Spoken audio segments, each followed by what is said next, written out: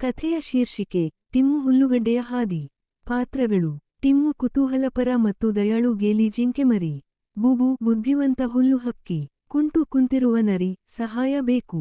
ಕಥೆ: ಒಂದು ದಿನ ಟಿಮ್ಮು ಅರಣ್ಯದ ಸುತ್ತಾಡುತ್ತಾ ಪಕ್ಕದ ಹುಲ್ಲುಗಡ್ಡೆಯಲ್ಲಿ ಕುಳಿತಿರುವ ನರಿ ಕುಂಟುವನ್ನು ನೋಡಿದ. ನರಿ ಕುಂಟು ಒಂದು ಕಾಲು ಗಾಯವಾಗಿದ್ದರಿಂದ ಹೆಜ್ಜೆ ಇಡಲಾಗದೆ ಕಷ್ಟಪಟ್ಟು ಕೂತಿದ್ದ. ಟಿಮ್ಮು: ಓ, ನಿನಗೆ ಏನು ಆಯಿತು? ಕುಂಟು: ಓ ತಂಗಿ, ನಾನು ಬಿದ್ದು ಗಾಯಗೊಂಡಿದ್ದೇನೆ. ಇವು ನಾನೇ ಬಚಾವಾಗಲಾರೆ. ಟಿಮ್ಮು ತಕ್ಷಣ ತನ್ನ ಗೆಳತಿ ಬುಬು ಹಕ್ಕಿಯನ್ನು ಕರೆಯುತ್ತಾನೆ. ಬುಬು: ನಾವು ನೇರವಾಗಿ ವೈದ್ಯ ಮುಸ್ಸು ಕೋಲೆಯ ಬಳಿಗೆ ಕರೆದೊಯ್ಯೋಣ. ಮುಗಿಯದ ಹಸಿರಾದ ಹಾದಿ, ಇಳೆಗಳು, ಮರಗಳು ಸಹಾಯ ಮಾಡಲು ಟಿಮ್ಮು ಮತ್ತು ಬುಬು ಒಟ್ಟಾಗಿ ಸಣ್ಣ ಗಾಡಿಯಂತೆ ಹುಲ್ಲಿನಿಂದ ತಯಾರಿಸುತ್ತಾರೆ.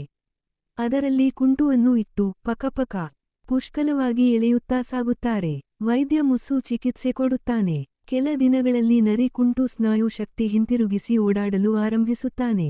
ಪಾಠ: ದಯೆ ಮತ್ತು ಸಹಾಯವನ್ನು ನಾವು ನಿಭಾಯಿಸಿದಷ್ಟು ನಾವು ಬುದ್ಧಿವಂತರಾಗುತ್ತೇವೆ.